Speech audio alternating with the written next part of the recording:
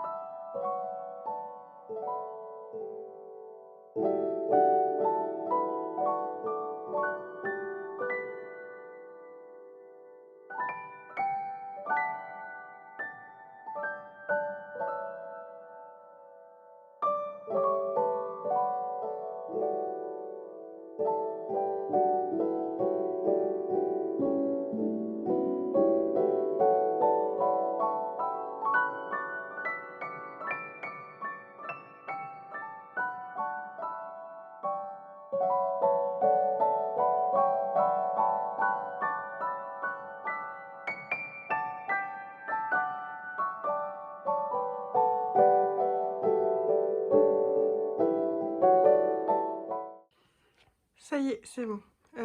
Pour le moment, j'ai enfin fini de ranger tout ça. Alors, en haut, on a toujours mes livres en VO, toujours dans une espèce d'arc-en-ciel, arc-en-cielesque. Ensuite, juste en dessous, j'ai changé l'organisation parce qu'en fait, ça ne rentrait pas sinon.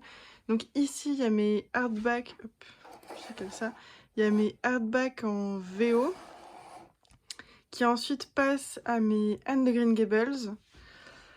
Le pire, ça a été les mangas, en fait, j'en ai trop. Donc là, j'ai l'Atelier des sorciers. Ensuite, j'ai casé quelques petits livres en VO qui tenaient pas au-dessus et qui tenaient pas ici non plus. J'ai mis Aria, que j'avais complètement oublié, donc le tome 2, qu'une pote m'a passé.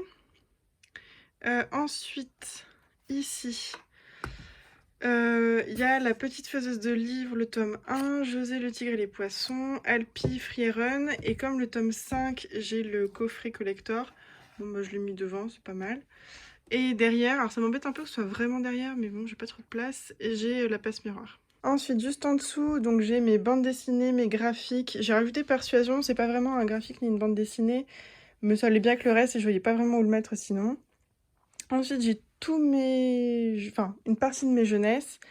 J'ai mis Sorcery of Sounds devant, donc les éditions Grimoire, parce que ça rentrait pas. Et je vais être très embêtée aussi une fois que j'aurai fini Dark Rise, parce que pareil, il rentrera jamais. Bon, on verra. Ensuite, derrière Appa, il y a la fin de mes jeunesses ados, jeunes adultes. Ensuite, j'ai mis une partie des adultes grand format. Enfin non, c'est même... Ouais, c'est une partie. Donc j'ai commencé avec les argiles parce qu'ils vont bien ensemble. Et après le reste, c'était un peu au feeling avec ma tasse à marque-page. Et ça, c'est les histoires extraordinaires de Poe. En fait, les mettre devant, ça cache trop. Parce que en plus, il n'y a que la tranche qui est vraiment jolie sur ce bouquin. Donc je le mets comme ça, tant pis.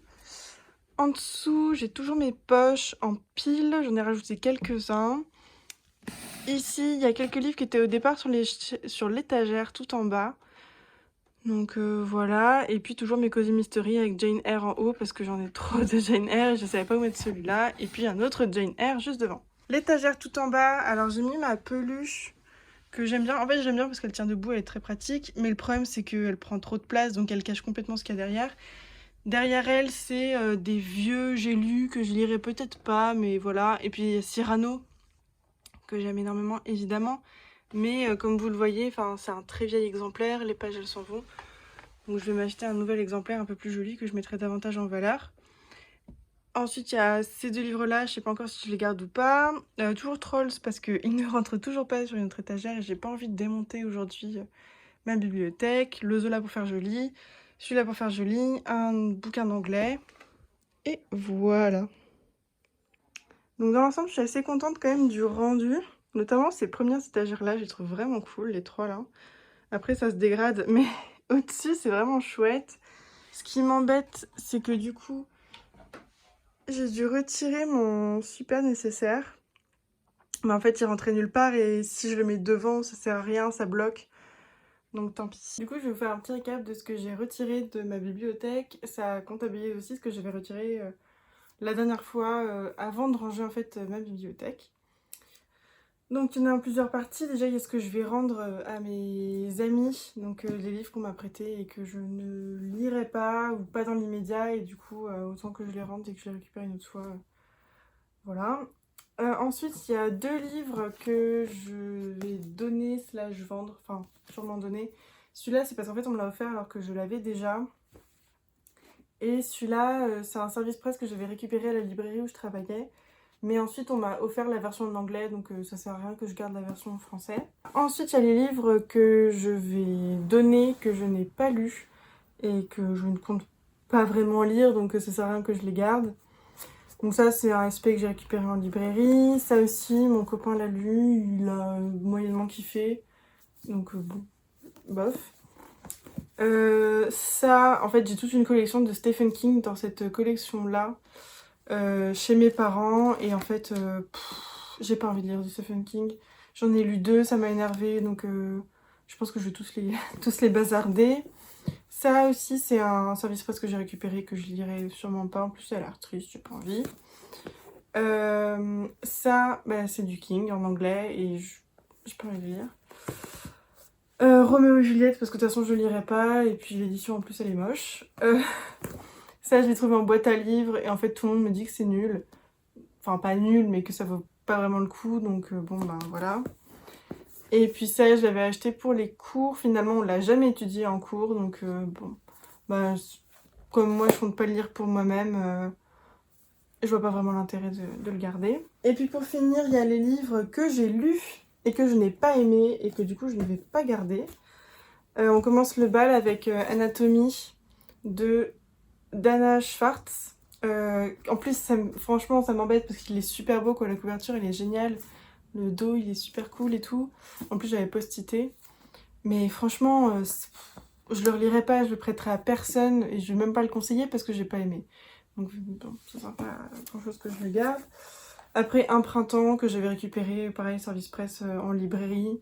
C'était pas mauvais, mais pas inoubliable. Fable, j'ai pas aimé du tout, mais vraiment pas. Le contrat d'Orion Gray, j'ai pas aimé non plus. Trop ado dans tous les mauvais côtés. Perséphone, mais ça aussi, ça m'embête vachement parce que bah, il est super beau, quoi. Les dessins, j'avais beaucoup aimé. En fait, ouais, j'aime beaucoup les dessins. Je sais pas si je vais le donner. Je pense, hein. Parce qu'en fait, j'aime beaucoup le personnage d'Hadès, mais le personnage de Perséphone m'a profondément ennuyée. Et la fin, je l'ai trouvé nulle.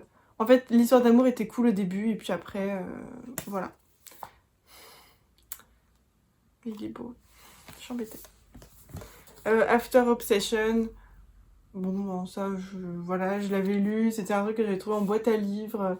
Romance très dans la vibe Twilightesque de ces années-là. Je sais même pas quand est-ce que c'est sorti, mais c'est vraiment un truc du style I'm not like other girls et tout le bazar. Donc voilà.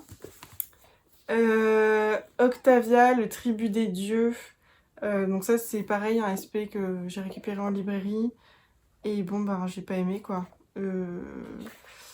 En fait, si, j'ai beaucoup aimé 80% du truc, et les 20 derniers pourcents, j'ai détesté, donc ça m'a... Non, pas pour moi. The Fine Print, une romance achetée par hasard chez Gibert. J'ai pas du tout aimé, c'est pas très surprenant, c'était une romance, c'est pas du tout mon genre de lecture. Donc tant pis, je le donne. Inheritance Game aussi, je vais le donner. Alors je pense que je vais le mettre en boîte à livres parce que maintenant que j'ai écrit à l'intérieur pour la dernière vidéo, voilà. Mais je lirai pas la suite, donc je vais pas m'encombrer avec ça. Et puis Cher Père Noël sort moi de là, je l'ai lu l'année dernière. J'avais trouvé ça nul. Donc voilà, je vais pas le garder, ça sert à rien. Du coup c'est tout pour cette courte vidéo. Je pense que ça va être assez court comme format.